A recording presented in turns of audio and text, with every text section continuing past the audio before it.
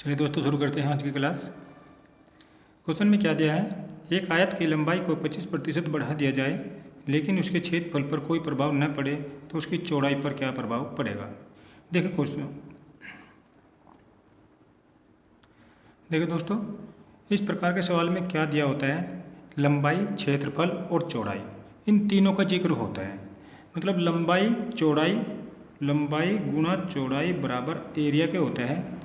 इन तीनों में से लंबाई, चौड़ाई और एरिया में से दो चीज़ आपको देगा वो, ठीक, और तीसरी पूछ लेगा। अगर लंबाई और चौड़ाई दिया तो एरिया पूछेगा, लंबाई एरिया दिया तो चौड़ाई पूछेगा, ठीक है। तो अब देखिए इस सवाल में क्या दिया है, इसमें कहा कि आयत की लंबाई को 25% बढ़ा दिया जाए और उसके क्षेत्रफल पर कोई प्रभाव ना पड़े। उसने कहा कि क्षेत्रफल पर कोई प्रभाव नहीं पड़ेगा। तो जब क्षेत्रफल पर कोई प्रभाव ना पड़े, ये कांस्टेंट रहे, तो इसका मतलब क्या होता है वो समझ लीजिए एक बार। देखिए यहाँ पर b बराबर क्या होगा, b बराबर एरिया अपॉन लेंथ हो सकता है, होगा कि नहीं। अब आप अगर आपने फिजिक्स में एक बात पढ़ी हो कि जो ये साइड होती है, अगर इसमें ये चीज़ स्थिर है, कांस्टेंट है, क्या है, कांस्टेंट, अगर ये कांस्टेंट है तो ये एक दूसरे के इन्वर्सली प्रोपोर्शनल होते हैं, मतलब एक दूसरे के उल्टे होते हैं। जो रेशो चौड़ाई का होगा उसका उल्टा लंबाई का होगा। मतलब b बराबर b व्युत्क्रमानुपाती होगा किसके, 1/लेंथ के। जो रेशो चौड़ाई का होगा उसका उल्टा लंबाई का रेशो होगा, ठीक है दोस्तों। तो चलिए देखते हैं अब सवाल पर। जब भी आपको एरिया कांस्टेंट दिखाई दे, एरिया पर कोई प्रभाव ना हो, तो आपको इसी फॉर्मूले से करना है और इसको हम लेकर चलेंगे रेशो से। देखिए आयत की लंबाई को 25% बढ़ा दिया गया। लंबाई को कितना बढ़ा दिया गया, 25%। 25% का क्या मतलब होता है, 25% का मतलब होता है 1/4, ठीक है। अगर लंबाई पहले 4 थी तो उसमें 1 की वृद्धि कर दी गई, कहा ना बढ़ा दिया जाए। अगर 1 की वृद्धि कर दी गई तो रेशो क्या बना, रेशो हो गया लंबाई का 4 से 5, ठीक। चौड़ाई का रेशो क्या होगा, हमने कहा जो लंबाई का रेशो होगा उसका उल्टा चौड़ाई का रेशो होगा। चौड़ाई का रेशो होगा 4/5, ठीक। यह आपका लंबाई है और ये आपका चौड़ाई है। ऐसा क्यों हुआ, ऐसा हुआ इसकी वजह से, एरिया की, क्योंकि एरिया पर कोई प्रभाव नहीं पड़ा है, ठीक। तो अब देखिए चौड़ाई में कितनी कमी आई, 1 की। जो 1 की कमी आई या किस में आई, 5 में। जो 5 में 1 की कमी आई तो 1 5 का कितना प्रतिशत होगा, 1 5 का कितना प्रतिशत होगा,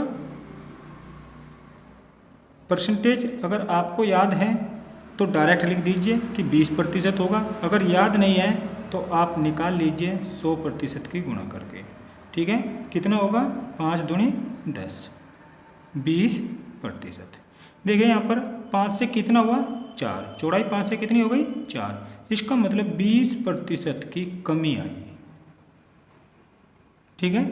कितनी कमी आई, 20% की, ठीक है दोस्तों। चलिए अब इसका हम एक दूसरा मेथड आपको बताते हैं, दूसरा, जिससे आप हर तरह का सवाल कर सकते हैं। देखिए हमने क्या लिखा, लंबाई गुणा चौड़ाई बराबर किसके होते हैं, एरिया के। लंबाई गुणा चौड़ाई बराबर किसके होगा, एरिया के, ठीक। अब उसने कहा लंबाई को 25% बढ़ा दिया गया। लंबाई को आप इस रूप में लिख लेना चाहिए, 4 से 5 हो गई। या फिर आप लिख लेना लंबाई पहले अगर 100% थी तो आज वो 25% और बढ़ गई, 100 से 125 हो गई, ठीक। चौड़ाई को उसने 100 से कितना कर दिया गया, ये हमें निकालना है कि चौड़ाई पर क्या प्रभाव पड़ा। एरिया उसने कहा कि जो पहले था अगर 100 था तो आज भी वो 100 ही है, ठीक है। अब देखिए 100 से 100 कैंसिल, अब इनको काट दीजिए, 25 पंजे 125 और 25 चौका 100, ठीक। 4 की और 100 की गुणा 400, ये x का जो मान आएगा 400 उधर ऊपर चले जाएगा और 5 यहाँ पर बटे में, तो 400/5, मतलब x का जो मान आया 5 से डिवाइड लगाइए, 5 से डिवाइड लगाओगे तो कितना आएगा, 5 अठे 40, 80%। कितना आया, 80। अब ये 80 आया b का मान, b पहले कितना होता था 100, आज कितना है 80, तो कितने की कमी आ गई, 20% की कमी आ गई। ठीक है दोस्तों, तो आप इस प्रकार सवाल को कर सकते हैं। आप इस मेथड से भी कर सकते हैं और इससे भी कर सकते हैं, जिस मेथड से आपको आसान लगे उससे सवाल को कर सकते हैं। ठीक है, चलिए नेक्स्ट सवाल। नेक्स्ट सवाल क्या है आपका, एक आयत की लंबाई को 33 से ही 1/3% बढ़ा दिया जाए, लेकिन उसके क्षेत्रफल पर कोई प्रभाव न पड़े, तो उसकी चौड़ाई पर क्या प्रभाव पड़ेगा। आप इसे दोनों में से किसी भी मेथड से कर सकते हैं। देखिए रेशो से करें, 33 से ही लंबाई को क्या कर दिया गया, 33 से ही 1/3% बढ़ा दिया गया। 33 से ही 1/3% का मान आपको पता होगा कितना होता है, 1/3, मतलब लंबाई को 3 से 4 कर दिया गया। कितना, 3 से 4। ठीक है, हमने भी पिछले सवाल में आपको बताया कि क्षेत्रफल पर कोई प्रभाव न पड़े। अगर एरिया पर कोई प्रभाव नहीं पड़ता तो जो लेंथ का रेशो होता है, जो लंबाई का रेशो होता है, उसका उल्टा रेशो चौड़ाई का हो जाएगा। मतलब चौड़ाई का रेशो 4:3 का हो जाएगा। ठीक है, तो चौड़ाई में कितनी की कमी आई, 1 की। किस में कमी आई, 4 में। तो 1/4 क्या होता है, डायरेक्ट लिख दीजिए 25%। अगर आपको याद है 1/4 तो 25% लिख दीजिए, वरना 100% की गुणा कर दीजिए, 4 से डिवाइड लगाओगे तो 25%। ठीक है, अब इसका दूसरे तरीके में कैसे, देखिए कि लंबाई को कितना, हमने कहा कि लंबाई गुणा चौड़ाई बराबर किसके होता है, एरिया के होता है। लंबाई अगर पहले 100 थी तो आज कितनी हो गई, 33 से ही 1/3%। अब इस 33 से ही 1/3% को आप पहले ही फ्रैक्शन में लिख लीजिए 1/3 में। मतलब ये 133 सही नहीं लिखना आपको, इसकी जगह आपको यूज करना है ये बड़ा, मतलब 3 से कितना हो गया, 4 हो गया मान। ठीक है, 3 से कितना हो गया, 4। और चौड़ाई हमें निकालनी है। चौड़ाई 100 से कितनी हो गई, x हमें निकालनी है। 100 से हमने मान लिया x हो गई। एरिया पर कोई प्रभाव नहीं पड़ा, एरिया पहले भी 100 था और आज भी 100 है। ठीक, चलिए काट दीजिए, 100 से ये 100 काट दीजिए, इस 4 से ये 4 काट दीजिए, 100 कितनी बार कटेगा, 25 चौका 100। और x बराबर कितना होगा आपका, 25 तिया 75। अब ये x पहले कितना होता था, 100, आज कितना है 75, तो कितने की कमी आ गई, कितनी कमी आ गई, 25% की कमी। ठीक है, समझ में आ गया। अब देख लीजिए किसी भी मेथड है, दोनों में से कोई सा भी मेथड आपको अच्छा लगे उससे कर सकते हैं। ठीक है, चलिए नेक्स्ट। एक आयत की लंबाई को 20% बढ़ा दिया जाए और इसकी चौड़ाई को 10% कम कर दिया जाए, तो इसके क्षेत्रफल पर क्या प्रभाव पड़ेगा। देखिए दोस्तों, इस सवाल को आप 3 तरीके से कर सकते हैं, लेकिन बस एक बात ध्यान रखनी कि कौन सा मेथड कहाँ अप्लाई करना है वो आज आपको सीखना है। देखिए इसमें कहा सबसे पहला मेथड जो हमने आपको बताया कि लंबाई गुणा चौड़ाई बराबर क्या होता है, एरिया के होते हैं। ठीक है, अगर इसमें आप मान रखोगे तब भी ये सवाल हो जाएगा। ठीक, फिर दूसरा मेथड हमने बताया है रेशो का। ठीक है, और एक मेथड आप जानते हो सक्सेसिव मेथड के नाम से, अगर आपने पढ़ा है, नहीं जानते तो आज हम बताएंगे। अब देखिए सबसे पहले हम इसी से कर लेते हैं एक बार। आयत की लंबाई को कितना बढ़ा दिया गया, 20%। आयत की लंबाई अगर पहले 100 थी तो आज कितनी कर दी गई, 120 कर दी गई।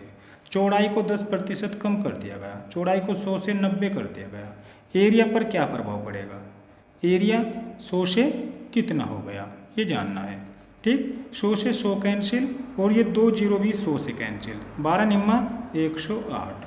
ठीक है, तो x कितना आया, 108। x पहले कितना था, 100, x पहले कितना था 100, आज कितना हो गया 108। अगर 100 इसमें से कैंसिल कर, 100 माइनस करें तो कितना ज़्यादा है ये 8। तो 8% की वृद्धि हो गई इसमें। कितने की वृद्धि हुई? 8% की। ठीक है। अब दूसरा मेथड देखिए। दूसरा मेथड क्या था इसमें? दूसरे मेथड में हमने आपको बताया था कि रेशो से कर सकते हैं हम इसको। रेशो 20% की वृद्धि हुई है। कितने की वृद्धि? 20% की। 20% का मतलब क्या होता है? 1/5।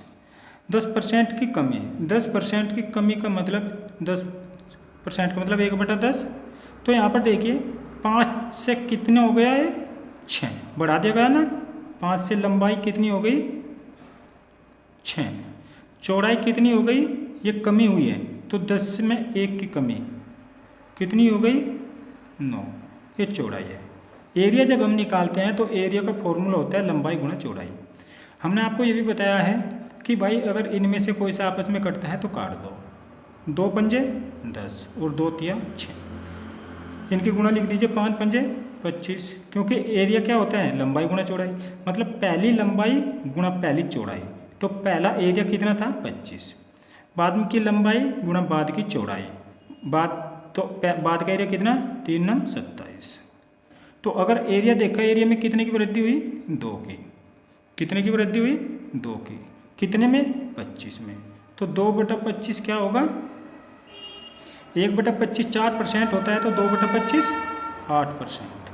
8% की वृद्धि। वृद्धि यहाँ से पता करना है आपको। 25 से 27 हुई है मतलब मान बढ़ा है। ठीक है। एक तीसरा मेथड यहीं देखिए आप। उसे बोलते हैं हम सक्सेसिव मेथड। क्या बोलते हैं? Successive method. सक्सेसिव मेथड का कहाँ यूज करना है वो देखना।